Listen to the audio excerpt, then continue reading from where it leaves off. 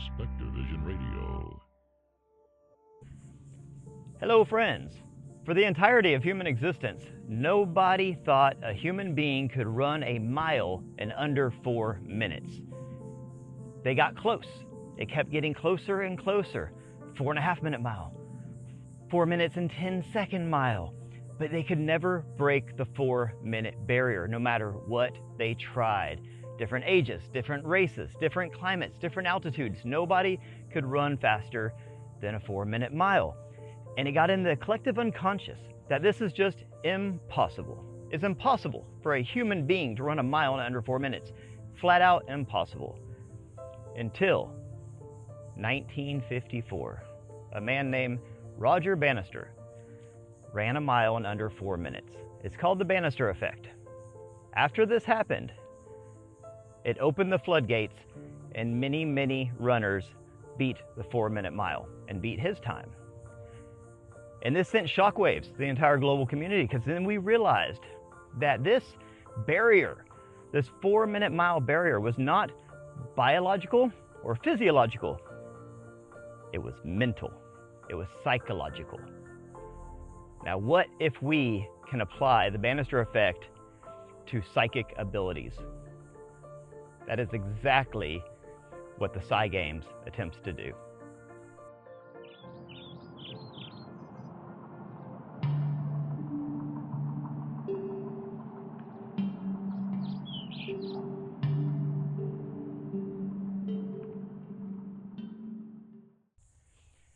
In today's video, we're going to talk about my experience at the amazing inaugural SAI Games. I just got back a couple days ago and I'm still buzzing. It was one of the best weekends I've ever had. It was, all in all, an incredibly well done, well organized event that had about the best energy that I've ever experienced at something like this. It's kind of like when you go to a concert and you're going to see one of your favorite bands. We've already heard all those songs before, and you could actually get better quality music just listening to the CD or stream it, right? But you go to the concert because of the energy, because of the people, everyone coming together for a common purpose, vibing together, singing together, dancing, hugging. That's what this was. And I've been to a lot of conferences, a lot of conventions, a lot of competitions, and they're usually kind of cliquey. they kind of have their ebbs and flows. I'll tell you what, this one, the entire time, from beginning to end, the energy was contagious. It was so positive, so uplifting, so motivating. We are at a precipice. There is a movement. There is an upswell in psychic activity. There is an awakening of psychic abilities within people. There is an ascension of the collective human consciousness. You can feel it. And in that room, and in all those rooms, and in that city, you could feel it. You just could. It's undeniable, and everyone felt it. So, in today's video, I want to just sort of give you my take on things, walk you through the events that we experienced, some of the miracles, and I don't use that word loosely.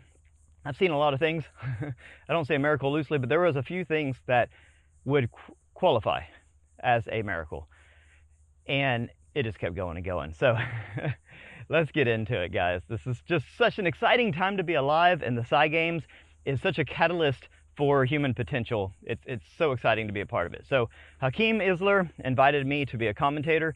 I got to do kind of a play-by-play, sit, front row with the contestants and get a behind-the-scenes feel of the action, and met so many amazing people. I mean, the roster of speakers and judges and everybody there was just incredible. It was blowing my mind. Everywhere you look, it's just, you're like, oh my God, look, it's Paul Smith. Look, it's John Alexander. Look, it's Tom Campbell. Look, it's Jeffrey Mishlev. I mean, everyone everywhere, it was just blowing my mind, like a kid in a candy store. So I got to do play-by-play, and it was just such an honor. It was amazing. So Hakeem Isler put this whole thing on. And if you don't know who he is, look him up, get to know him, because he is an icon, and he's doing some big things right now. His credentials need their own book. I mean, you're talking about a guy who is a combat veteran in 2 different, theaters. He was literally a ninja. He's I think 6th degree black belt in ninjutsu. He's trained in basically every psychic ability you can imagine, but at a military grade level. I mean, it goes on and on. He was on Naked and Afraid 2 different seasons.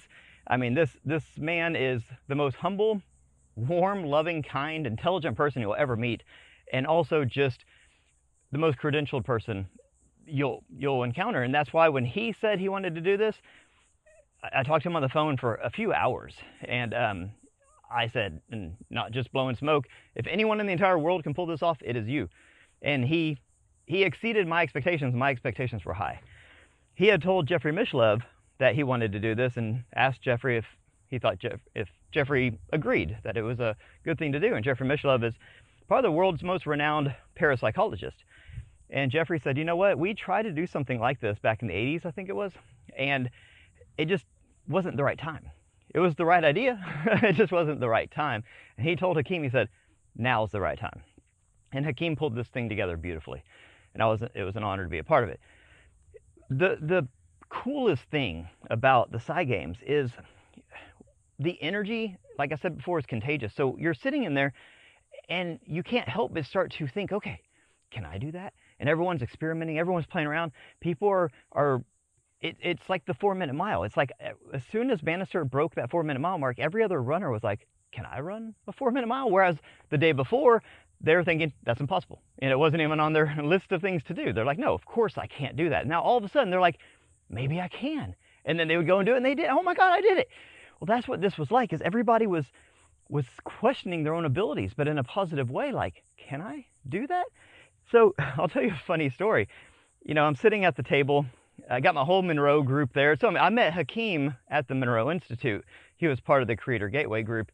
And I had the pleasure of meeting him there. We hung out for the whole week doing all the crazy stuff that we do at the Monroe Institute. Go watch my podcast on that. I think it was episode 3, where I go deep dive on my experience at the Monroe Institute. But Hakeem was one of the people there, and we had this Creator Gateway group. And one of the other people there, and that whole group represented. I mean, Monroe Institute actually had a team at the SAI Games. They competed, but then my whole Gateway group was there, and it was like a reunion. It was the best time ever.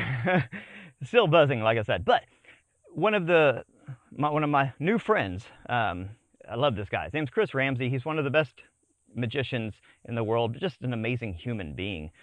Really embodies the human potential and human spirit, because he does things that no one else can do. And it shows you that these things are possible. That's what I love about people like Chris. And, you know, had a great time with him at the Monroe Institute, and it was really fun getting to hang out with him last weekend. We were sitting at the table, and at one of the competitions, it's dowsing. And I'll just tell you a quick story, but it's really a great story because it shows what's happening behind the scenes here. So for the dowsing competition, on one of the competitions, they had all these like cork discs. And there's these cork discs, and I think there was, let's say 8 of them. I don't remember the exact number. But most of them are blank, empty. There's nothing underneath them, just a cork disc with a number on top. But 2 of them had a metal. One had copper and one had silver. And the dowsers, using whatever dowsing method, you know, their hands or a pendulum or dowsing rods, whatever they want to use, they have to find the puck, the disc that has the silver, and then find the one that has the copper. And after they completed, you know, Jimmy Church was hosting, emceeing, and he asked the crowd, you know, hey, which one do y'all think it's under? And everyone's kind of guessing. I think silver is 1, and I think, you know, copper is 6, and everyone's shouting out stuff, and you could just tell no one knew, obviously. People in the crowd obviously don't know. And the dowsers even were very uncertain, because this is the first time they've done anything like this. This is what's cool about the SAI Games. Like, you know, these are experienced professional dowsers, but they've never done this exact competition. No one really knew what the competition was going to be. So you could feel this uncertainty in the whole crowd. And Chris Ramsey, you know, he's a master of psychology. He's a master of human behavior. He understands how the universe works. And he saw an opportunity. And piggybacking off of the energy, the psychic electricity coursing through this building, he noticed that when Jimmy Church asked the crowd, you know, which one do you think it's under? And everyone's yelling their answers, and there's no certainty. And he realized that at this point, everything is just a probability, right? You have, say, these 8 possibilities, each puck, and then there's a series of probabilities assigned to the possibilities of which one of the discs the metal is going to be under. But since nothing has been revealed, they have not flipped it over to show, the universe has not been forced to pick. It all just exists in this probability distribution field. It's just literally possibilities with probabilities assigned to them until one of them is actually, turned over. It's the whole Schrodinger's cat equation. And this is why I call my show Conscious Observers, because in the quantum physics realm, they call the act of observing, the conscious observer has to take that measurement by observing, and then that collapses the wave function into a particle. And basically the wave function is just a series of possibilities that are assigned probabilities. And you have all those like Russian dolls, and then once you make an observation, it collapses that, and then the universe has to select. Okay, it's like picking a number out of a hat. I select this one. But here's the kicker. If nobody is certain, if nobody has confidence, and we talked about this in yesterday's podcast episode, so go back and watch that. It's about manifestation. I talk about the law of assumption and the Matthew effect, and how using confidence and using assertiveness and this law of assumption, assuming something is the way it is with such intensity that the universe is forced to sort of select that random draw. It's not so random at this point. So what Chris did is he said, okay, I sense an uncertainty here. I sense that the universe has not selected which one is actually under. So he said to the table, I forget the exact, but let's just say it was silver 2 and copper 5. He selected those and he said it with confidence. And everyone looks at him. At this point, we don't disagree with anything Chris says. If Chris says something's going to happen, you believe him, right? I've seen enough magic from this man to know that anything is possible and never question what he says. So he said that with such confidence. It is this. 2 is silver and 5 is copper. Done deal. That's what it is. And everyone's like, okay, let's see, like it's interesting, And then whenever they do the big reveal, he keeps his confidence. It's going to be this. This is it. This is what it is. I mean, I'm not guessing. That is what it is. And they flip him over, and that's exactly it. And not only did, when they took like a consensus vote in the crowd, did most people, the actual like majority, the collective, got it wrong. I think every dowser got it wrong, or at least most of them. And Chris got it right. So how did that happen? He piggybacked off the psychic energy and the buzz in there, realized that there was a sea of possibilities and probabilities, but no certainty, until somebody had to collapse that field. Somebody had to signal to the universe, it's this, with such confidence that the universe is like, okay, since no one else is going to stand up and say what it is, we're going to go with this, guys. Boom, that's it. And that's what it was. And the reason I tell this story is because him doing that with that confidence is funny, because everyone's face after they reveal, they're just like, did you put them there? Like, how did you know that? Like, what is going on here, right? Just another series of miracles throughout the entire weekend. But what it was is this understanding of how reality works, and capturing that and capitalizing on that, and playing with it a little bit. And that's what I saw through the whole weekend. It was people playing with the universe, playing with abilities, seeing what they're made of, seeing what's possible. And people that came in skeptical, people that came in just overly analytical, like, okay, I'm going to go, there's some cool people here. Danny Sheehan's giving a talk, and Chris Bledsoe's here, and, we got a little bit of everybody. Let's go and just see what this is all about. But I'm skeptical. I don't believe in any of this nonsense, right? This is all woo-woo crazy talk, right? None of this is real, but hey, we'll just go, and, it's fun, they got good food. It's in the mountains. It's pretty. But then they left a different person. I mean, there was no way you couldn't leave a different person. And that was what was so cool about this, is that we got to see some things. So let me tell you some of the things that we got to see. So there was 5 different events. Okay, it was remote viewing, and then precognition, and you had PK, which is basically moving things with your mind, and we had Mindsight, which is basically seeing without eyes, and then we had dowsing. Dowsing is when you use either a pendulum or the dowsing rods or something like that to basically, there's different ways to use it. Now, you can use the dowsing rods or pendulum just to give you like a binary yes or no answer. You can use it to spell things out. You can also use it to find minerals and water and stuff under the ground. So we had these different events, and we had a panel of judges, and the judges were experts in those fields. There was a lot of scientists there. There was a lot of military type, intelligence agency type people there that are very analytical, very well trained and well versed, know what they're talking about, know what they're doing. We had people that were just experts in their fields. We had people like me that are just sort of general enthusiasts and commentators. We had a little bit of everything, so it was a nice wide range. and we had the commentators, and we had the judges, and then they had a very robust AI system that also did a bunch of the judging and interacting too. But it was ultimately humans that graded everything. So we started the day off with remote viewing. And if you don't know what remote viewing is, it's sort of what it sounds like, but much more. So you are going to view, for lack of better words, something that's not there. That's why they call it remote. It's something that's either in a different physical location or a different time, space, or a different area of the universe. I mean, you can remote view pretty much anything when you get really good at it. But in this case, what they're doing is they would use a double-blind system to, give somebody a symbol or coordinates, that is assigned to a picture. So say, for example, you have a series of numbers. It'll be like 1, 2, 6, 7, 4, 3, 9, 2, right? That number has been quantumly entangled with an image, okay? But they don't see the image, they just see the number. And then they focus on the number, knowing that number is quantumly entangled to the image, right? They're intrinsically linked and synced together. So you look at the numbers, you get into a meditative state, and then you start to experience the data that's associated with that number, right? And that data can come in an image. Some people do see, like that's where remote viewing came from, is that you would see an image. But not everybody. Some people hear things, they smell things, they just sense things. Some people just get a knowing. And what you do is you start doodling. You start kind of drawing out, what it is you're sensing. And so say the picture is of like a pod of dolphins swimming in the ocean. So you might not see dolphins, but maybe you hear splashing.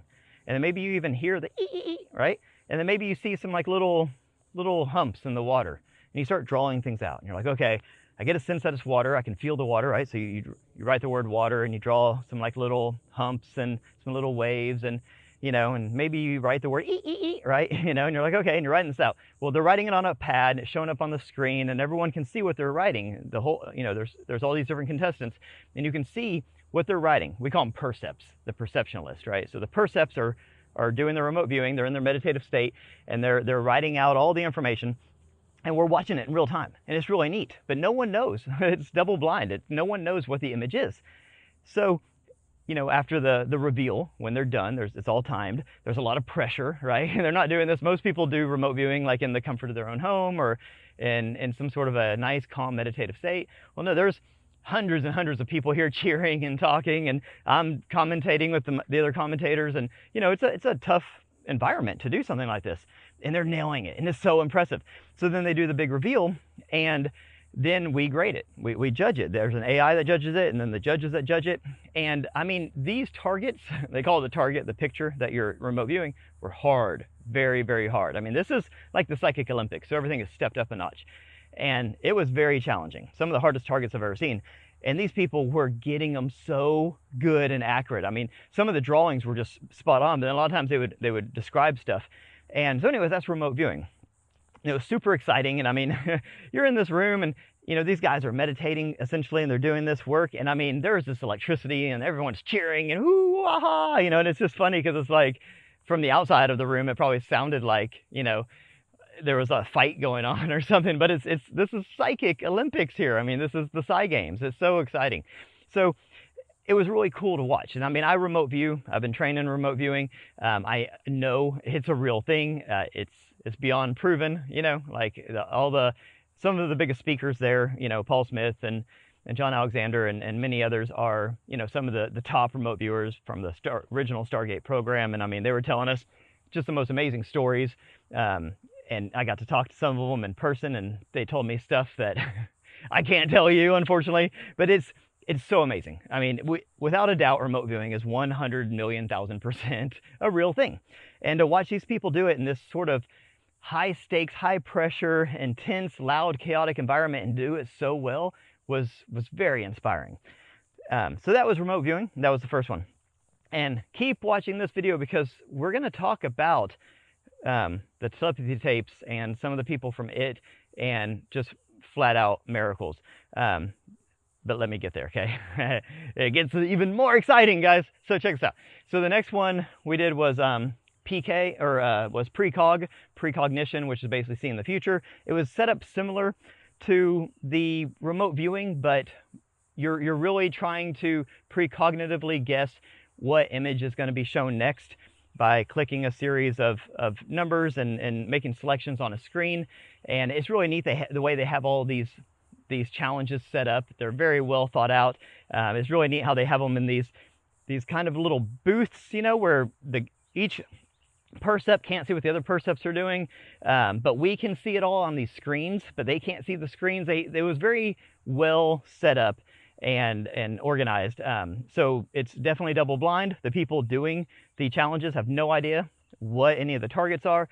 We in the audience have little idea, but we can just kind of see the action because they have cameras all around them. It's really, really neat. It really takes you into their little bubble, you know, and you can kind of get a feel for what they're going through. And it was just really neat. So precog was the next one.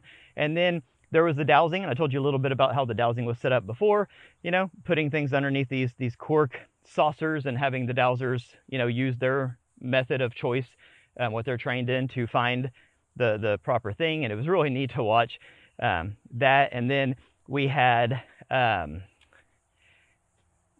that leads me to Mindsight. So here's where it gets super interesting. So Mindsight is basically seeing without your eyes. Okay, so they have these special blindfolds that make it to where you can't see anything. I mean, it's 100% blackout. I have one at home. I've played with it. It doesn't matter how you put your head, you know, like doing all the normal little tricks when somebody's blindfolded. You know, normally there's like a little space with your nose and you can act like you're thinking, and look up and see down the little nose space and whatever. You can't see anything of these things. I mean, they are blacked out. They're made specifically for this, you know, and they're not the coolest looking thing when you're wearing them, you know, they're big, you know, but it's made to where when someone's wearing it, you can have confidence that they cannot see you, they cannot see anything. So they did this Mindsight competition that was so fun. I mean, I walked outside for a minute to get a coffee, and I came running back to the room. I wasn't commentating on this one. And I came running back into the room because the building started shaking. I mean, the building started shaking. This is the Omni Hotel. It's a big building. And I came running back because I was like, what the heck is going on in there? What did I miss? I stepped out for 5 minutes to grab a coffee. I was running on fumes the whole time. And I came running back in, and it was just raucous. People were jumping up and down, standing on their chairs, screaming and yelling. And I was just like, hold on. This is the Psychic Olympics. This is supposed to be a buttoned up professional affair here, guys, right? We have some of the top people, members of the scientific and intelligence communities here, right? Let's keep it together. You can't keep it together when you see stuff like I'm about to tell you. It was flat out incredible. There is not a scientific explanation for this. The only explanation goes into the non-physical realm of consciousness, which we, of course, will talk about. So there is an amazing woman I had the pleasure of meeting named Dahlia and her daughter Lidu. They were a part of the Telepathy tapes, and let me gather my wits here because I got to tell you what happened. So the way they organized this particular part of the Mindsight was they had the person stand on the stage, they had the blindfold on, and in front of them was this almost like a putting green, right? But it had almost like a football field. It had the markers on it. What they were doing is they would hold up a piece of paper, like a big kind of cardboard cutout thing with a bright color on it. And of course, the person can't see anything. And then 5 feet in front of them would be Hakeem, and he's holding up the board, and each board was a totally different color. Red, green, yellow, purple, black, you get it. And then the person would have to tell them what color board they're holding up, right? And then if they guess it right, then Hakeem steps back a few more feet, and it's all measured, right? You have this like, it looks like a football field with all the markings on it of how far it is. And then he would step back to a certain distance, and he would pull it up. So whereas remote viewing is you are remotely viewing something that is, it could be on the other side of the world. It could be on the other side of the universe. Mindsight's a little different in that you're typically trying to navigate your own physical environment. It'd be like if I put on the blindfold here and I tried to walk through this forest without hitting trees. It's seeing without your eyes. It's trying to navigate and compute your physical environment without your, your ocular vision, okay? So what they wanted to test with this is, okay, does the effectiveness of Mindsight, do they get more of them wrong as Hakeem goes backwards? Meaning, does the distance away from the person affect the efficiency and effectiveness of Mindsight? So say he pulls one out, and the person's like, blue, and it's blue. Everyone starts cheering, and then Hakeem would take a few steps back and pull out another one. Okay, red. If the person says red, everyone starts cheering even louder. Hakeem takes a few steps back, pull out another one. It's black. The person usually get it wrong, okay, that was a good try, yay. Okay, so this is where Dahlia comes in. Now, everyone did amazing. It was really impressive watching people do Mindsight, but it did seem that there was a little bit of a degradation of their effectiveness as Hakeem went back, right? So it's almost like the further away he was, maybe the information that they were picking up gets a little more fuzzy and harder to interpret. Who knows? I mean, we don't really know how Mindsight works. We just know that it does work. So that's what they're testing in this. Okay, what are the limits here? So Dahlia gets up there. Dahlia is the mother of Lidu. Lidu has been studied pretty extensively, and she has some of the most incredible psychic abilities anyone in the world has. It is just mind-blowing to watch. So her mom, Lidu, typically, like, the parent will kind of convince the kid that the kid has these psychic abilities and help nurture that. In this case, the kid convinced the parent. So Dahlia started saying, okay, well, my kids have this amazing psychic ability. I wonder if I do. And she started looking into it, and she went and trained with Mindsight and realized that, oh my God, she's performing off the charts. So she's just a ball of energy, great spirit, big smile. And she gets up there, she puts on the blindfold. Hakeem pulls out one of the cards. When it just barely comes out, it's in this, like, you know, kind of big envelope thing, so nobody can see it before he pulls it out, right? So when he starts to pull out the card, which is the colored card, she just immediately read, like, his hand. He hadn't even got it all the way out. And he's like, okay. And everyone, you can feel the excitement. Like, okay, cool. So he takes a few steps back and pulls out the next one. It's blue. Okay, I didn't even get it out of the envelope all the way. It's only halfway out. I mean, just instantaneous recognition. So he steps back, nailing it. The room is building with excitement. It's getting so loud, it's literally shaking. The whole place is shaking. People are up on their chairs. We're watching this. People can't believe it because he's back further than everybody else and done with such a quickness and confidence. No one can believe what they're seeing. He goes back. He's off of the game field. He's off. There's no more room. He's off of the stage. He has to go to the back of the room behind all of these people. There's no more.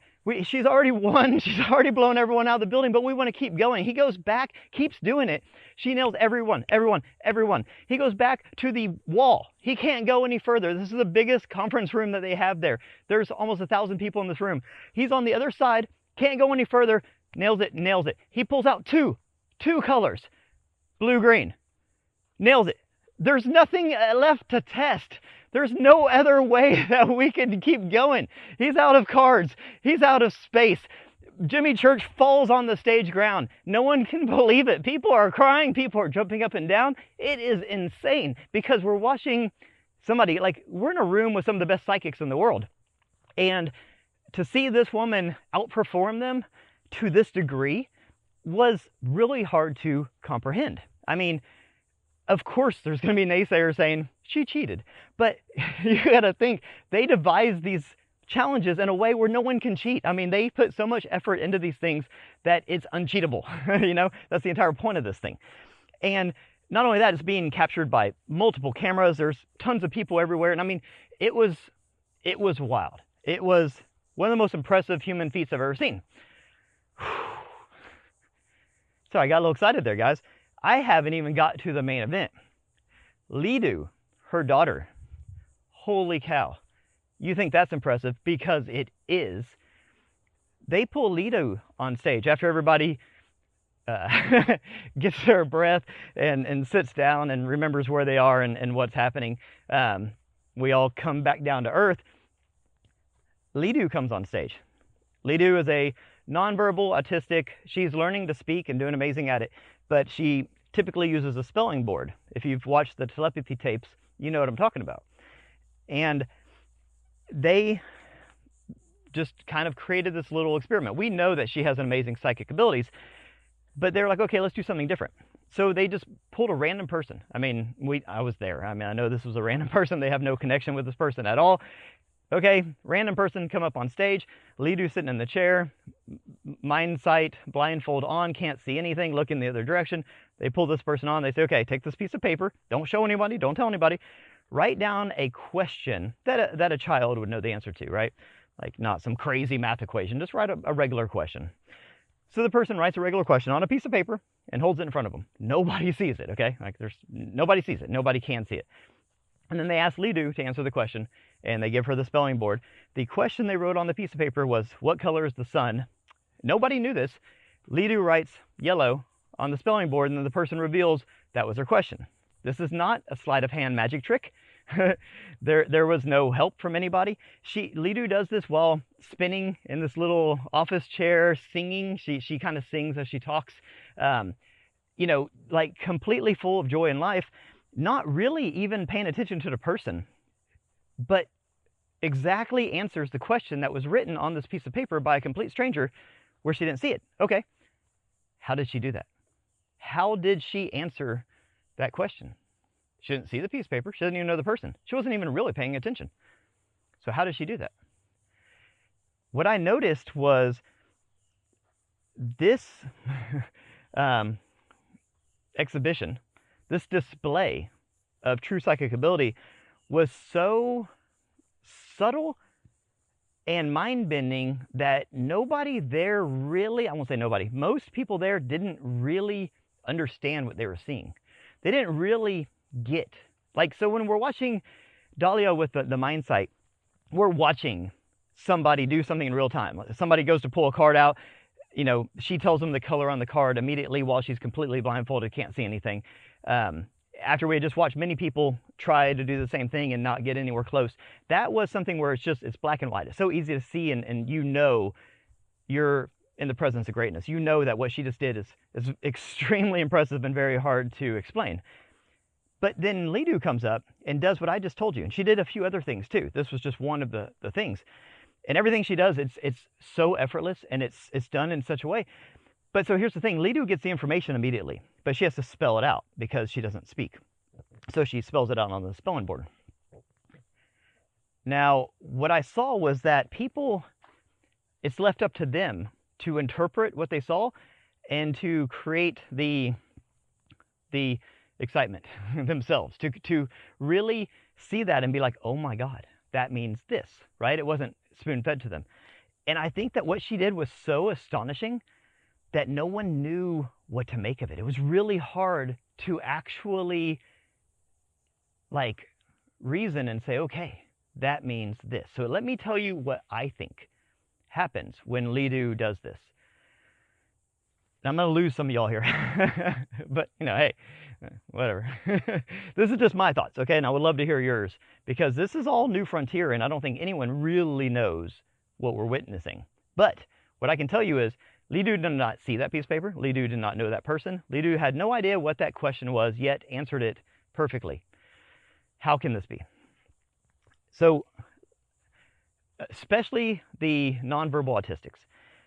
So it's like when you're playing a video game and you select a character, and they have all the different characters, and you can be the ninja, and he's going to be really fast, but maybe he's kind of weak. Or you can be like the grunt, and he's really strong, but he's not the smartest. And you could be the scientist, and he's really, really smart, but you know, he's kind of weak and slow. My point is, different avatars will have different skill sets, and I don't think that, you know, I call this the simulator. This is a simulator for consciousness development, this realm that we're in. And we come here to learn things, and we choose our avatar. You know, we talk about this a lot with Dr. Michael Newton and a lot of the reincarnation studies. We do choose our avatar.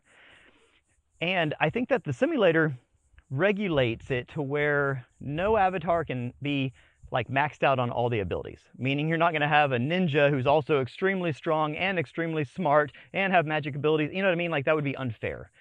So there's this sort of regulation of avatars to where if you're really high in one ability, you're kind of low in another. Also, if we look at the human body as a VR headset for our soul, basically we jack into these avatars to be able to have this physical experience, and it levels up our consciousness the same way a pilot uses a flight simulator to become a better pilot. We use these avatars to get a higher quality of consciousness. So when we're jacked into these avatars, we have all of our senses, our five senses, right? Our five main senses. And we see, and we hear, and we touch, and we smell, and we feel. And that's our data input. So we're gathering data. Our data stream is from our five senses, right? That's, you know, squirrel. Oh, it's starting to rain. You know, it's kind of muggy out here. Those are my senses feeding me data at all times. So that's what my processing system, my nervous system, my brain is making sense of all that data. That's what it does. You know, we're like walking robotic computer things. But some of these amazing children, these especially nonverbal autistics, they are not fully in their body. I've noticed this. A lot of them don't have full function, full use of their hands and their feet. They're sort of partially in the body and partially out. So whereas our consciousness, our non-physical consciousness, is jacked into this physical body and it's fully in there. It's like putting on a VR headset. It's almost like their VR headset is only half on. So they can still experience this world. They can see, when you're talking to them, they see you, they can feel, they're there, but they're only half there, which is a good thing. It's like when you have an out-of-body experience and you can step out of your body and you see your body's right there. Look, there's my body, but I'm over here. I'm in two places at once. Well, your physical body is there, your consciousness is here. I think they're like this. So they can kind of step out. I think a lot of them, this is my opinion, exist kind of half in, half out. And it gives them this access to the back end, the behind the scenes, to the data. So I think that what Lidu was doing, she wasn't reading that man's mind. She was not seeing that piece of paper. She could just change her awareness, her focused, perception. She could change it from where ours is just looking out of our little tunnel vision VR headset. She could just kind of move hers over whenever they asked her, what did that guy ask? What question was it? She could just pull in from that data stream. Whereas my data stream is just coming holistically from my body. Her data stream, since she's not jacked completely into her body, she could just switch it over and say, okay, let's pull in from that data stream, interpret that data, bring it back into the body, and then she can use the spelling board to relay that data. Now, what I just said is bananas, which is why most people's brain doesn't immediately go there. But what I've noticed from studying out-of-body, near-death, astral travel, remote viewing, I've studied all these things extensively for years and practiced all of these things. And what I noticed is that that's what happens. You have to sort of disassociate from your physical body so that you stop getting that data stream, and then you pick up these other data streams. That's why like remote viewers will get in a meditative state most of the time, because it quiets down your 5 sensory inputs from your 5 different data streams. It quiets those down so that you can focus your awareness somewhere else and start picking up a different data stream. So I really think that these, especially the nonverbal autistic kids from the telepathy tapes, since so many of them already are disassociated from their physical bodies, this is a common, theme throughout, that allows them. It's like when people are blind, they can hear better. When people are deaf, they can see better. This is very well known and studied. And when that happens, it heightens your other senses. So for them, their sixth sense, their psychic ability is tremendously heightened because they're not jacked into this body fully, and they can move their data stream, and they can pick up other streams of data at will and do it with such grace and natural ability, like the way that I just talked to you, and I don't have to think about talking. I don't have to say, oh, what word's going to come out next? That's how they do these things. These things that we can't explain, these things that we can't do, I say we can't do loosely. These things that we don't typically do on a regular basis because we don't believe are real, we don't believe that's a thing, they do with such ease that it's hard for normies to really comprehend and appreciate what they're doing. So I really think the magic of the SAI Games is this, is putting together a environment where these people feel nurtured and loved and supported so that they can come and show us their amazing gifts, so that the rest of us can realize that we can run a sub 4-minute mile. This is the Bannister Effect. Watching Lidu and her mom do what they did, watching all of the percepts do what they did, makes everybody there realize this is possible, that this isn't magic. This is a human ability. But most people don't know it's possible, so why would they even try? And I just really think that that's the secret sauce of the telepathy tapes. So I mentioned the Monroe Institute, and they had a team there. They were very well represented, and that's what the Monroe Institute does. It's one of the best places to go and just kind of try out all these modalities, experiment with remote viewing, experiment with precognition, experiment with PK, moving things with your mind, bending spoons, that kind of stuff. Speak to non-physical entities, have conversations with past loved ones, visit past lives, go into the future and pull information out and bring it back, connect with your higher self, really realize that we're more than our physical bodies. And it was really neat to see the Monroe Institute, which was only 30 minutes away, represent so well. They had matching jackets and matching shirts and everything, and kind of had like a 70s roller derby vibe going on. They were really bringing excitement. It was really cool to see everybody get so pumped up for this event. you know. So that was the, the actual games. That was just one day of a 4-day event. It was incredible. So you had the individuals, and then you had the teams do all the different events, and it was so much fun to watch the perceps compete, and then for me and all the different commentators to do our play-by-play and give our insights and everything, and then have the judges, who are all the top of their game, break it all down and tell us, okay, here's what these people did, here's how it works, here's what we're judging, here's the important parts. It was just an incredible experience. So then on top of that, I said it was a 4-day event. That was only one of the days. Well, we had speakers out the wazoo. I mean, Danny Sheehan was just dropping bombs, telling us all of the UFO secrets of the deep state and the government and everything. I mean, just on and on. I mean, this guy, he doesn't even take breaths. He just goes. And I mean, you're just sitting there trying to write down as much as you can, because it's just like, what? Boom, boom. I mean, mine's just blowing one after another. Tom Campbell gave a long, keynote address about, how this is like a virtual reality type environment that we exist in, and that we can, he was explaining how psychic abilities work. And it's basically just us being able to, see the code essentially, and kind of step outside. Like if you're in a video game, it's like you're able to go into the back end and see the code and edit the code and manipulate it. That reality is malleable, and that, we are in a free will simulator, and that we have control over our destiny and our abilities and that kind of stuff. And it was really neat to hear him break all this down. Adam Curry, the great Adam Curry, was there. He gave a great talk on kind of the progression of divination, and it's really interesting, really great talk about how divination started thousands of years ago, and the trajectory of it, and how it's probably going to fall into the domain of AI, and some of these, that AI is kind of the next frontier of divination. And there was a lot of people there. I met several people that were in the Silicon Valley type, San Francisco type AI world, startup world, and it's really interesting to see. One of my good friends, Sean Webb, was there, and he trains AI with something called emotional intelligence, and he was headed to, I don't want to say too much, but anyways, he's a part of this next frontier of trying to kind of, develop AI with like a child development type of mentality. Let's be nice to it. You focus on ethics and morals. And it was really neat being in this world of psychic ability, and all these different psychics, and all these old school, remote viewers, and old school intelligence agency people, and then all of these new school people that are integrating all of this wisdom and knowledge and bringing it into the kind of modern realm of, software and computers and robotics and AI. And I will tell you, even though that kind of has a dystopian kind of a uh-oh feel to it, so many of the people there were so human, okay? Human, meaning, families. They're full of love. They're curious.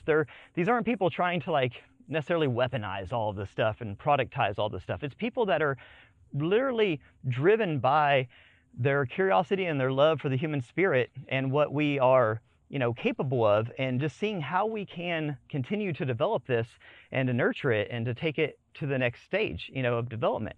And it was really inspiring. Like I left there very hopeful for the future. I know that the SAI Games is a catalyst for this. I know that it is going to break the 4-minute mile of the psychic world. We're going to have this Bannister Effect that's going to make all of these people realize that they are more than their physical bodies, and that they have abilities that they never could have dreamed of. And it's going to make average people that are watching the SAI Games, and that are attending the SAI Games, and that are just listening to people like me talk about it, start questioning their own abilities and saying, can I do that? And there's all these things, like one of the events, the PK, was moving the thing called an Egley wheel. And an Egley wheel is this specific, it's a device that's made for this. It's like a little device with a spinning wheel, and it's very finely tuned and very sensitive, and it's supposed to pick up your mental cues and kind of work off your biofield, kind of the same way that Reiki works. And it was so fun. My buddy Ryan won first place in this, and he's a motorcycle racer. He races motorcycles and bikes, and we were watching, so they had like a camera on it, and as he's like moving this thing with his mind, it's up on the big screen, so everybody in the whole place is watching it. And it was so much fun. So they would be like, okay, make it go this direction, right, clockwise, and then the computer, the screen, would say, okay, stop, now go the other direction, and they would have to do all this, but without touching it, just with their mind and using, you know, their biofield if they're that tapped in. And his wheel was like spinning, and everyone's like, yeah, woo, you know what I mean? And this guy's a trip. He's a competitive motorcycle racer, so he feeds off the energy of the crowd. So whereas most people will be like, hey guys, y'all keep it down. I'm concentrating here, okay? This is a big deal. I need my quiet time. He was like, you know, he would be like concentrating and everything, and then he'd be like, make some noise, and everyone started cheering, and he would feed off of that. You know, he was channeling that energy, and it was so freaking cool to watch. And he ended up winning first place, and there was like a lot of money given out. I mean, they all got their big old checks and everything. I mean, this is a real deal. I mean, how can you not watch this and be at home and be like, I want to do that? So I'm putting together a Conscious Observers team that's gonna be a part of it next year. So all my amazing psychics out there, if you have Jedi skills, join the Conscious Observers team. We're going to represent. But like, this is the fun part, is it's not just like you sit at home and watch these people do things. It's like, no, come do it. Like, they have all these like tools online on their website and everything where you can practice these things at home. You can apply to be a part of it. I mean, it's a big deal. This one, when I was talking to Hakeem months ago, he didn't really know how this was going to go. He didn't really know if he was even going to be able to get off the ground. These events are so expensive to throw and to hold, and there's so many moving parts. He was very inspired to do it, but he was like, I just, you know, there's a lot of uncertainty with this thing, you know. I mean, it's a big deal. It's a really big deal. And, you know, everyone was telling Hakeem, you are a freaking rock star. If anyone can do this, it's you. We have all the faith in the world in you. He had an amazing support team, but, you know, he was a little, I mean, why would you not be just a tiny bit unsure if this thing is going to work the way that you see it in your mind? And I'll tell you that it sold out incredibly fast. There was people begging me for tickets and to get them in. It was standing room only, and most of the, I mean, they had speakers everywhere throughout this. I mean, we took over this whole hotel, and there were speakers in every room, and all the rooms were standing room only. There was a few different people I wanted to see talk, and I couldn't get in the room.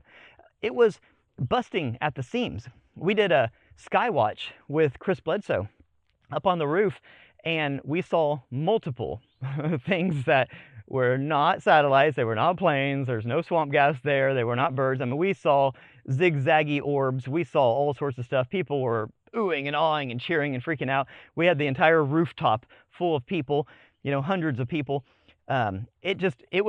There was so much energy. There was so much going on. We were just sitting around in the lobby, and I would just look around, and I'm just like, oh my God, like, look at this who's who of people. I mean, where am I? But everyone's in this casual, just talking sense. Like, there was no ego.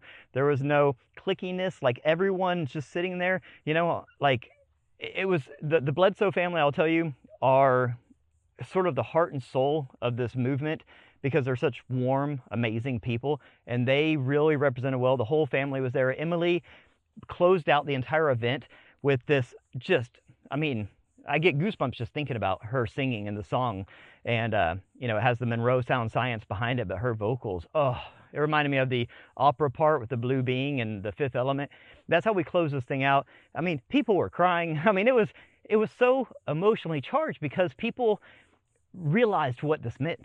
Like, this was a very, very big deal that 99.999% of the world didn't even know existed. But I'll tell you what, in 20 years, when we're on the 20th anniversary of the SAI Games, and people are literally levitating bowling balls, you know, trying to get 5 up, you know, and getting bummed because they only levitated 4 bowling balls, they're going to look back at this video of the first one of us sitting there, like, doing everything we can to make this little wheel spin, and they're going to be like, aw, you guys were so cute back then. But I tell you what, this is the beginning.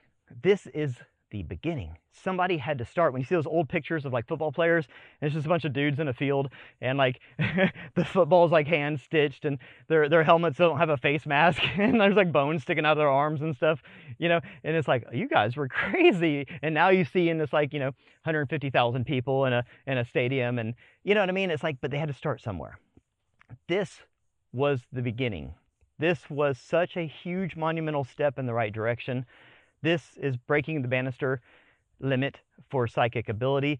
I have nothing but hope and love and admiration for Hakeem and his entire SAI Games team, everybody that came together to make this thing happen, the percepts and the contestants, the families, everybody. And I'll tell you what, I'll leave you with this. And I'm sure I've missed a million things because this weekend just kept going and going and going. Now it's starting to rain on me, and I'm a few miles into the forest here. But I will leave you with this. One of the most inspiring and cool parts of the whole thing is that, so Hakeem has a new beautiful baby daughter, and he knows that the kids are the future. I mean, the telepathy tape shows us that these children hold so many keys to us actually understanding the reality that we exist in, how consciousness works, and what the true potential of the human spirit and psychic abilities are. And he made it very a big point of emphasis that children are not only allowed at the SAI Games, they're a part of it. They're a central feature of it. There was a kids like room for them to be able to go in and play around with their own psychic abilities, and had tools and games and everything. There was tons of families there. The the star of the entire show was Lidu, who I think is like 12. I don't know her exact age, but she's young. She's a kid, you know. And it was very, very inspiring to know that these kids are going to grow up with this system, this new, like, it's a competition, the SAI Games, because competition brings out the best in us. You know, Bannister would have never broken that 4-minute mile if it wasn't in a competitive way. So a good, friendly competition encourages people, motivates people to try harder and do things they wouldn't normally do. So the competitive part's important, but it has to be a positive competitive environment, and that's exactly what the SAI Games is. It's the most positive, you know, place to come and compete. And I think that these children growing up with this ability, with a mixture of their natural abilities, and we're seeing a shift. You see these kids today, and they're not the same as we were, in a good way. It's an evolution. But most older folks don't know what to do with this. You know, we're just, oh, they're weird, because we just don't know. You know, but what this is doing is it's saying, no, this is not a bad thing. This is an incredible thing. It just needs to be nurtured, and it needs to be seen in the right light and understood, and they need to have a place where they feel safe and secure to show us what they can do, so that our little brains can begin the process of making sense of this. And the SAI Games is the single best organization, event for this to happen, and I'm full of nothing but positive feelings and emotions and hope for what comes next. And I cannot wait to be at SAI Games 2026. Let me know, guys, what you think of this. Leave a comment with all of your thoughts on psychic abilities, the SAI Games in general. Were you there? Do you plan to go next year? Do you have psychic abilities? What about your kids? Start looking at your kids differently, especially if you have kids that are autistic or with any sort of a disability. Like, don't dismiss some of the things they say. If they seem a little out there or maybe don't make sense or compute to you, stop dismissing these things. Start investigating these things. These kids are the key. Anyways, thanks for listening. Have a beautiful day.